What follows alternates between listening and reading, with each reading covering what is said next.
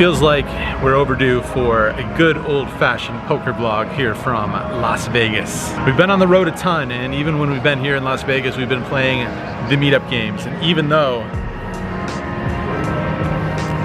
I got my mug shirt on today, no meetup game today, we are gonna be in the grind, 2-5. Gonna hop in there here at the Wynn. Perhaps the nicest property in all of Las Vegas, perhaps the nicest poker room in all of the land.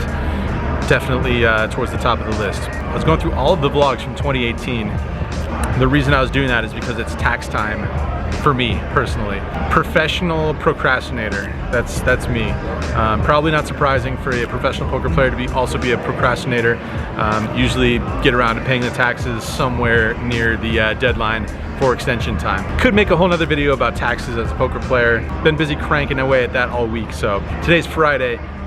Let's just get in there, let's go play some poker, probably take some breaks and talk about all sorts of things along the way.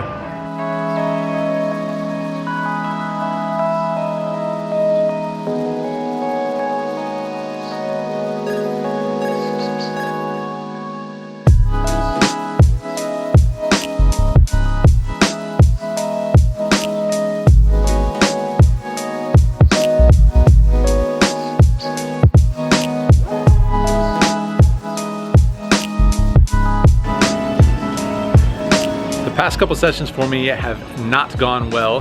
There was a session over the Bellagio where I played for literally 70 minutes or so and lost 2 buy-ins. That was in the 5-10 game, so that's not exactly ideal. And then either the next day or a couple days after that, I came over here to the Wynn, played 2-5, and immediately was on my 3rd buy-in within like an hour. But I was at least able to grind a decent amount of that back. Recent trend, not exactly ideal, but you know, it's not exactly worth a lot of your time and energy thinking about only the past like 2 or 3 sessions or something like that.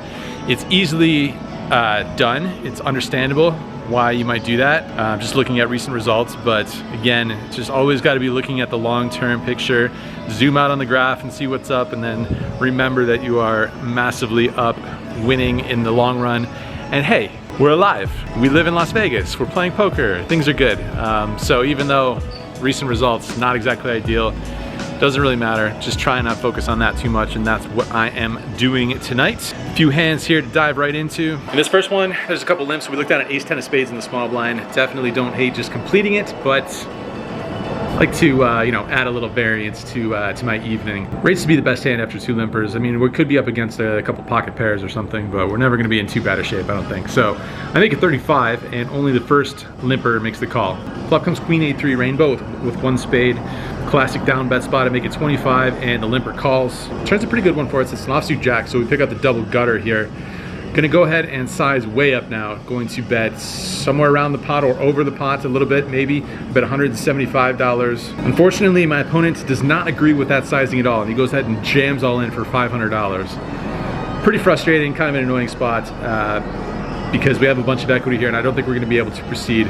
Versus this player in particular, he just never has like a 1-pair hand. It's always at least 2-pair, probably a set, maybe even a straight. We do block the straight.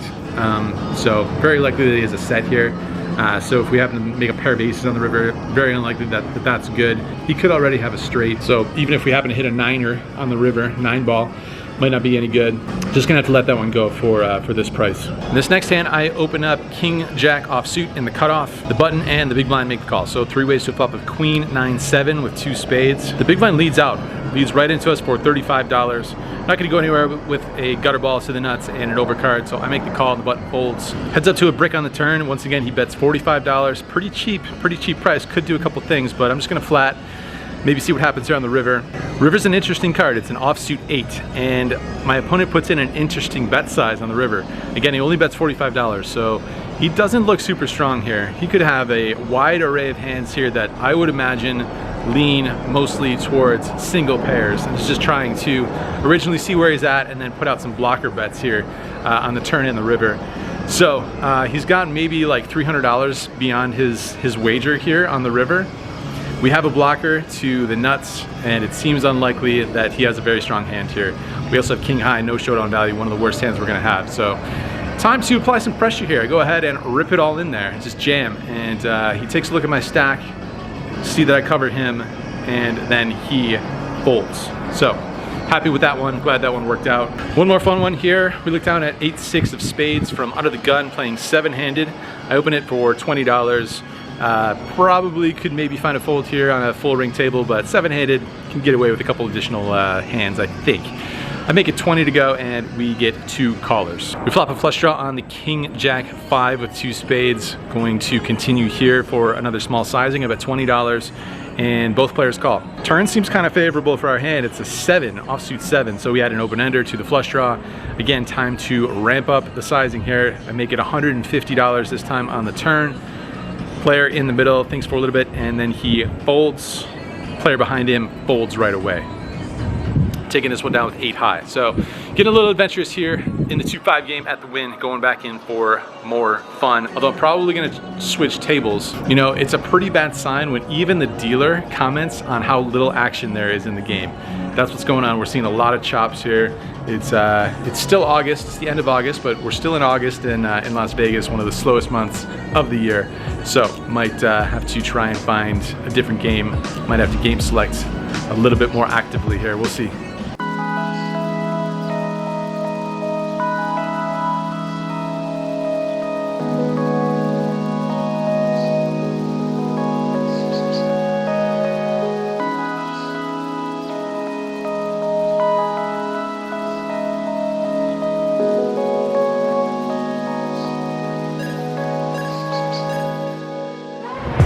Wrapping up the session over here. I think one of these times we should, after we wrap up the session, we should just mosey on in there, the Encore Beach Club. We've done very minimal clubbing on this vlog, which is very surprising considering that this vlog is based in Las Vegas, of all places.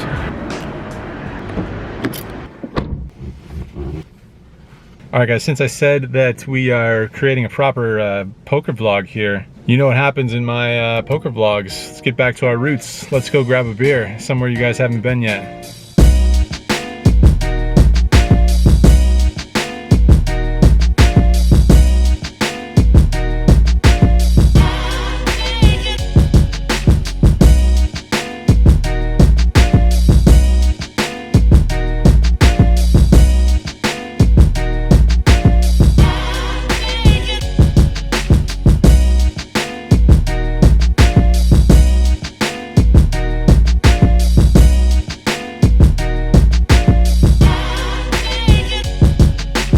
First things first, where the hell are we?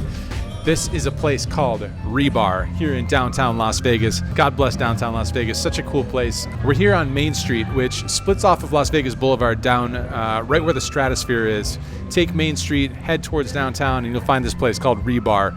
Pretty much everything in here is for sale. Kind of a cross between a bar and a vintage shop and maybe even like an antique shop. Not only do they have an amazing beer list here, but they have all these different shelves and games, and I don't know, maybe I'll grab something off the shelf and take it home with me. Shortly after the break that we had out there at the Wynn, we headed back into the action. There was a couple of limps that we looked down at Ace Jack offsuit. We are on the button here. Go ahead and make it $30. My standard open in a 2-5 game is $20 and then add $5 for every limper. So $30 here. The small blind puts in a 3-bet up to $75. The limpers fold and it's back to us. I have a little bit of history with this player, and he kind of knows that my VPIP is a little bit higher than average, especially in this game. Ace Jack offsuit, not exactly a hand that I think is going to play all that well post flop.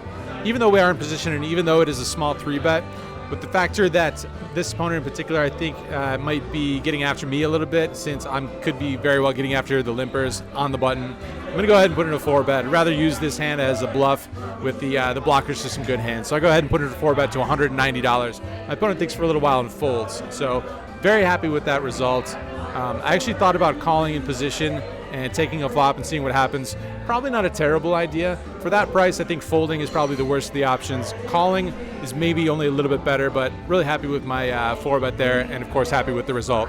In this next hand, the hijack open limp, so we look down at 8-6 of spades next to act, $25. Happy to use this hand as an isolation bet, raise, get in there, mix it up. Only the limper call, so we go 3 ways to a flop of queen, 9, 5. He checks it over to me. You're going to bet it with the gutter ball, down bet a little bit and make it $20. He's not done with the hand yet, so he makes the call, and we're off to see what looks like a pretty favorable turn card to us. It's an offsuit 7. Always nice when you isolate bet a gutter ball and just drill the nuts right away. Checks it over to me, time to ramp it up a little bit more and bet $100. He calls again, which we're happy to see, of course. Off to see a river card, which is an offsuit king. Before he does anything, he goes into the tank forever. One of those situations where I'm not exactly sure if he had done anything yet, and it's actually on me, but no, he's actually thinking about it for such a long time. Not sure what's going on, but he eventually checks. I think with that information, a lot of times a player will stall on the river in order to maybe freeze the aggressor, trying to get a showdown. I'm not going to let that happen, but I also don't think he's that strong. He's not going to be able to call with too many queens aside from king queen. I don't think he has ace queen and just limping into the pot and calling pre-flop. So I think at best he's going to have a hand like queen jack or worse usually. So I decided to put out a bet that I am not at all balanced with. I bet to the tune of $90. Down bet here on the river, which is something, as mentioned, definitely not balanced. Very non-standard bet there for me. It's very exploitative type bet. My opponent goes well into the tank again. Eventually, he does decide on a call. So I'm pretty happy with that sizing considering how long he tanked for after making the bet. So I think we got the maximum. We're pretty close to it. I don't think he would have called a large bet. Again, I'm pretty sure my read on his hand strength was pretty close to accurate. In this next hand, we look down at pocket eights, raise it up to $20, make a standard open raise from under the gun +1, and we see 3 callers, 4 ways to... Guys, what am I going to say? You know what I'm going to say. It's a favorable flop for these pocket eights.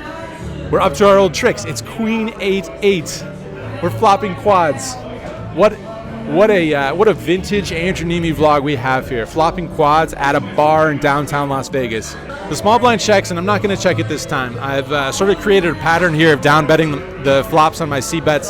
So I'm going to put in a small bet here. I bet $20, expecting a decent variety of hands to continue. Some gutter balls, some flush draws, and a queen. The button gives us some good news. He raises it up to $60. Folds back to us. It's the best feeling in the world, holding quads and getting raised. Just going to flat call here. Played a little bit tricky, trying to lay the trap a little bit.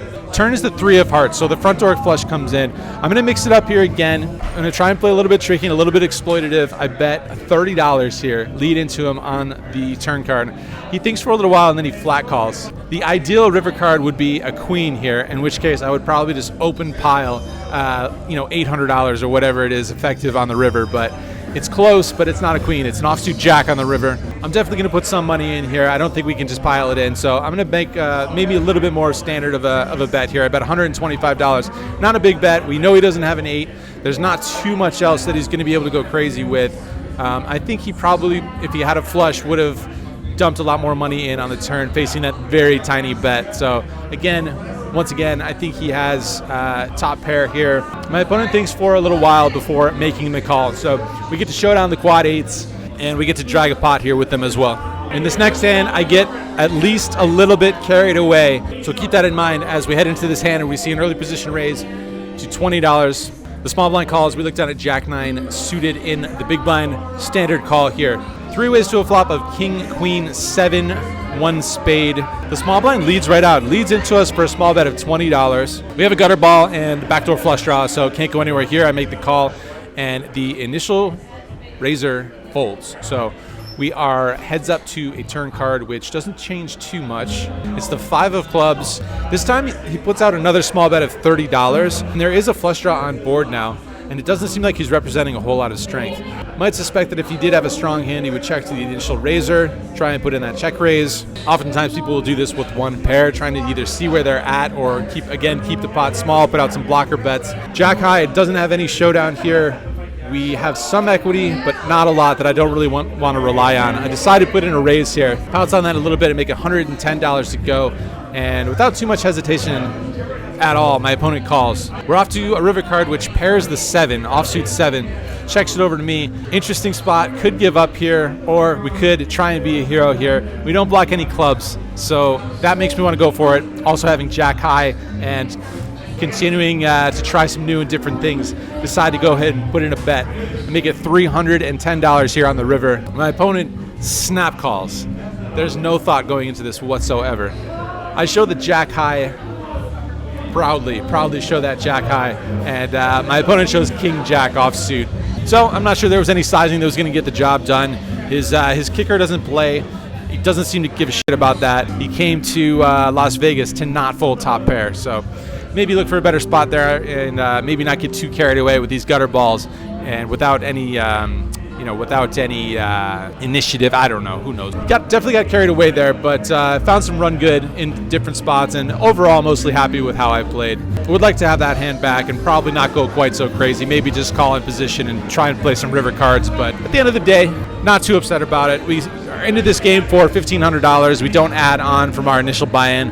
Cash out of this game for $2,305, which, according to my mathematics, comes to a profit of $805. And speaking of cashing out, maybe you want to check out the favorable apparel Moneybands. These things are perfect, you guys. Absolutely perfection. Goodbye rubber bands that break and snap on your hands and all that stuff. These things, perfection. Trust me. Check them out at favorableapparel.com. Gonna wrap it up here. We've covered a few different things. There's one more thing. There's one or two more things, again, that were on my list. I got a list here. Not only do I have a list of hand histories and stuff down here, I got a list of topics up there that I wanted to touch on, but we will save it for the next vlog.